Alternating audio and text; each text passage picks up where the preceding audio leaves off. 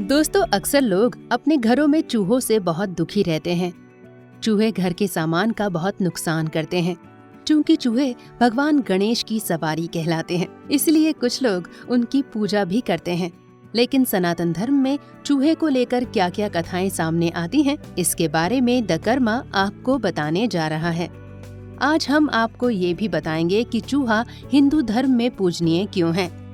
लेकिन उससे पहले आपसे निवेदन रहेगा कि आप हमारे चैनल को सब्सक्राइब जरूर करें।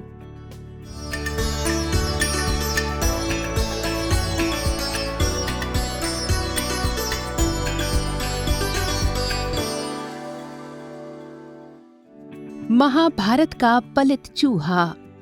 महाभारत ग्रंथ में चूहे से जुड़ी मान्यताओं का उल्लेख किया गया है। महाभारत युद्ध के खत्म होने के बाद भीष्म पितामह युधिष्ठिर को एक अच्छे राजा की नीतियों का ज्ञान देते हुए पलित नामक चूहे के बारे में बताते हैं। भीष्म पितामह युधिष्ठिर को एक समझदार चूहे के बारे में बताते हुए कहते हैं कि एक जंगल में विशाल बरगद के पेड़ पर लोमश नाम का बिलाव और पलित नाम का एक चूहा रहते थे। पास में ही एक चांडाल भी रहा करता था, जो बरगद पर रहने वाले जीवों का शिकार करता था। एक दिन लोमश बिलाव चंडाल शिकारी के जाल में फंस गया। उधर पलित चूहा बिना किसी डर के भोजन की तलाश में विचरण कर रहा था। तभी उसे एक नेवला और उल्लू दिखे, जो उसके शिकार की ताक में बैठे थे। हक्के बक्के पलित चूहे ने अपनी जान बचाने के लिए बुद्धि दौड़ाई और जाल में फंसे दूसरे शत्रु बिलाव के पास पहुंचा और उससे कहा कि लोमश, मैं तुमको इस जाल से आजाद कर सकता हूं, अगर तुम मुझे हानि पहुंचाने की चेष्टा नहीं करोगे। इस प्रकार वो अपने शत्रु से मित्रता करके नीति ज्ञान और सूझबूझ से अपनी जान बचाता है। चूहे को संस्कृत भाषा में मूषक कहा जाता है और हमेशा से इसको बहुत होशियार जीव माना जाता है। इसीलिए गंगापुत्र भीष्म भी मूषक की कहानी सुनाकर युधिष्ठिर को नीति का ज्ञान देते हैं। गणेश जी का वाहन कैसे बना मूषक। गणेश पुराण के मुताबिक एक बार इंद्र के दरबार में अप्सराओं का नृत्य कार्यक्रम चल रहा था। नृत्य को देखने में क्रोंच यानी कि सारस इतना ध्यान मग्न था कि उसका पैर मुनि वामदेव के ऊपर पड़ गया। मुनि वामदेव को लगा कि क्रोंच ने घमंड के कारण ऐसा किया है। उन्होंने क्रोध में उसे चूहा बनने का शाप दे दिया। लेकिन वो चूहा इतना विशालकाय था कि रास्ते में आने वाली सभी चीजों को नष्ट कर देता था। ऐसे ही एक बार वो किसी तरह महर्षि पराशर के आश्रम में पहुंच गया। वहां पहुंचकर उसने अपनी आदत के अनुसार मिट्टी के सारे पात्र तोड़े और ग्रंथों को कुतर दिया। उस समय महर्षि के आश्रम में भगवान गणेश भी आए हुए थे। महर्षि पराशर ने ये बात गणेश जी को बताई। उन्होंने मूषक को पकड़ने के लिए अपना पाश फेंका। वो पाश मूषक के गले में अटक गया। पाश की पकड़ से मूषक बेहोश हो गया। पाश में फंसा मूषक भगवान गणेश के सम्मुख उपस्थित हुआ। मूषक ने गणेश जी की आराधना शुरू कर दी और अपने प्राणों की भीख मांगने लगा। आराधना से गणेश जी प्रसन्न हो गए और उससे कहा कि जो वरदान चाहो मांग लो।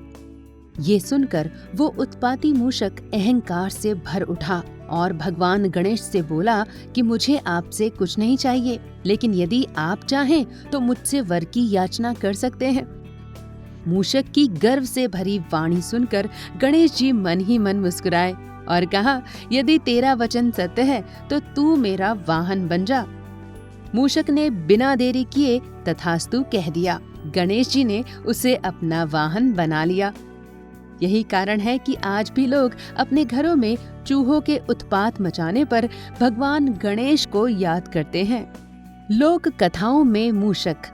लोक कथाओं के अनुसार जब गजमुखासुर नाम के राक्षस ने अपने बाहुबल से देवताओं को बहुत परेशान कर दिया, तब सभी देवता एकत्र होकर भगवान गणेश के पास मदद मांगने पहुँचे।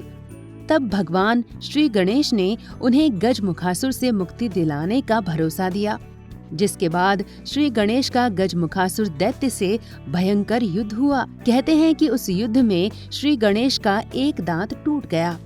तब क्रोधित होकर श्री गणेश ने टूटे दांत से गजमुखासुर पर ऐसा प्रहार किया कि वो घबराकर चूहा बनकर भागा। लेकिन श्री गणेश जी ने उसे पकड़ लिया। मृत्यु के भय से वो क्षमा मांगने लगा। तब श्री गणेश जी ने मूषक रूप में ही उसे अपना वाहन बना लिया। मूषक का मंदिर राजस्थान के बीकानेर जिले के मुख्यालय से लगभग 30 किलोमीटर की दूरी पर देशनोक में एक प्रसिद्ध मंदिर है। इस मंदिर को करणी माता का मंदिर या चूहों का मंदिर भी कहा जाता है। पूरी दुनिया में एकमात्र यही ऐसा मंदिर है जहां बहुत अधिक मात्रा में चूहे नजर आते हैं। इसके पीछे भी लोक कथा प्रचलित है, जो इस प्रकार है। करणी माता का एक पुत्र था जिसका नाम लक्ष्मण था। एक सरोवर में पानी पीने के दौरान पैर फिसलने से डूबकर उसकी मौत हो जाती है। तब करणी माता पुत्र को जीवित करने के लिए यमराज से विनती करती हैं। यमदेव ने उनके पुत्र को चूहे के रूप में जीवन दान दिया, इसलिए आज भी चूहे उनके पुत्र के वारिस के रूप में इस मंदिर में पूजे जाते हैं। यहाँ भक्त जनों को जो प्रसाद मिलता है वो पहले इन चूहों को भोग लगाया हुआ होता है। ऐसी मान्यता है कि जो भी भक्त जीवन में एक बार भी इस प्रसाद को ग्रहण कर लेता है, उसको प्लेग या चूहों द्वारा होने वाली किसी बीमारी का सामना नहीं करना पड़ता है। आधुनिक युग में मूषक या चूहा, इनका नाम सुनते ही घरों में इनके द्वारा किए गए नुकसान याद आते हैं, जैसे घरों में रखे हुए कपड़ों को काटकर खराब करना, रखे हुए अनाज की बोरियों को काटकर नुकसान करना, मूल्यवान चीजों को कुतर कर खराब करना आदि। चूहे से फैलने वाली प्लेग नामक महामारी से लाखों लोगों की जान जा चुकी है। इसीलिए चिकित्सा विशेषज्ञ चूहों से दूर रहने की सलाह देते हैं। लेकिन बात सनातन और हिंदू धर्म की करें तो इसमें खतरनाक जीवों से बचने की सलाह के साथ सहजीवता का भी संदेश है। हिंदू संस्कृति का उद्घोष है, जियो और जीने दो। विश्व के सभी धर्मों में सिर्फ हिंदू धर्म ही ऐसा धर्म है जिसमें मनुष्य के अलावा प्रकृति में रहने वाले प्रत्येक जीव की मुक्ति का भी विधान है। ऐसे में एनिमल माइथोलॉजी सीरीज के तहत बनी ये वीडियो अगर आपको पसंद आई हो तो इसे लाइक व शेयर जरूर करें। धन्यवाद।